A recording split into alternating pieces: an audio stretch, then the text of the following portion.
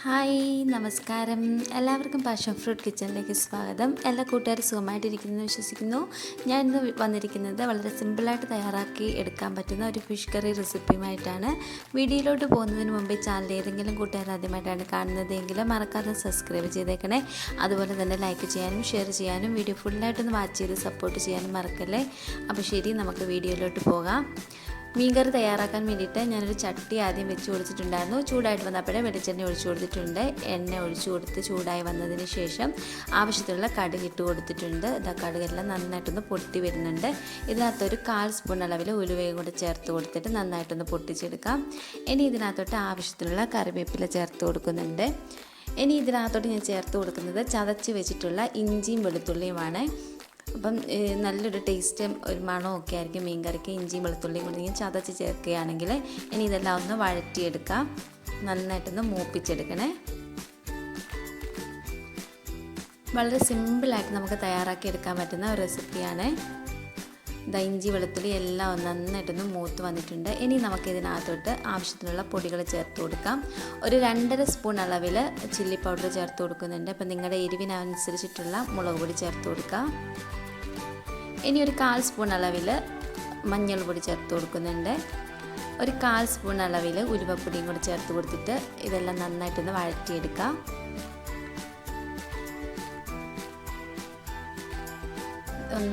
എല്ലാം ഒന്ന് ഇളക്കി എടുക്കുന്നുണ്ട്. ഇനി ഈ പൊടി ഒന്ന് വെന്ത് കിട്ടാൻ വേണ്ടിയിട്ട് കുറച്ച് വെള്ളം കൂടെ ഒഴിച്ചു കൊടുത്തിട്ട് ഇതുപോലെ ഒന്ന് മിക്സ് ചെയ്തെടുക്കാം.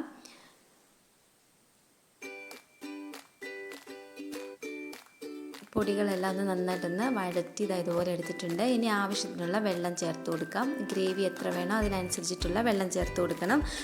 ഞാൻ ഇതിനകത്തോട്ട് കുടംപുളിയാണ് ചേർത്ത് കൊടുക്കുന്നത്. അപ്പോൾ നിങ്ങളുടെ പുളിക്ക് അനുസരിച്ചിട്ടുള്ള പുളി ചേർത്ത് കൊടുക്കാവുന്നതാണ്. ഇനി ഇതെല്ലാം ഒന്ന് മിക്സ് ചെയ്തെടുക്കാം. ഒന്ന് അടച്ചു കൊടുത്തിട്ട് ഈ അരപ്പെല്ലാം നന്നായിട്ടൊന്ന് തിളച്ച് വരട്ടെ. അതുവരെ നമുക്കൊന്ന് വെയിറ്റ് ചെയ്യാം. ആവശ്യത്തിനുള്ള ഉപ്പ് കൂടി ഈ സമയത്ത് ഇട്ട് കൊടുക്കണേ.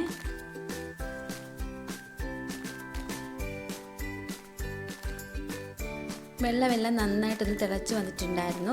ഇനി ഞാൻ അതിനകത്തോട്ട് എടുത്ത് വെച്ചിരിക്കുന്ന മീൻ ചേർത്ത് കൊടുക്കുന്നുണ്ട്. പൂമീനാണ് ചേർത്ത് കൊടുത്തിരിക്കുന്നത്. ആ വീഡിയോ കട്ടായിപ്പോയി ഇടുന്നത്, അതുകൊണ്ടാണ് അത് എടുക്കാൻ പറ്റാഞ്ഞത്. അപ്പോൾ മീൻ കഷ്ണങ്ങളെല്ലാം ചേർത്ത് കൊടുത്തിട്ടുണ്ട്. നല്ല ടേസ്റ്റുള്ള മീനാണ് പൂമീൻ. അത് ചേർത്ത് കൊടുത്തിട്ടൊന്ന് മിക്സ് ചെയ്തിട്ടൊന്ന് അടച്ചു കൊടുക്കാം. നമ്മുടെ മീൻ കറിയെല്ലാം ഒന്ന് നന്നായിട്ടൊന്ന് വെന്ത് ഗ്രേവി ചാറെല്ലാം ഒന്ന് കുറുവി വരട്ടെ. അതുവരെ നമുക്കൊന്ന് വെയിറ്റ് ചെയ്യാം.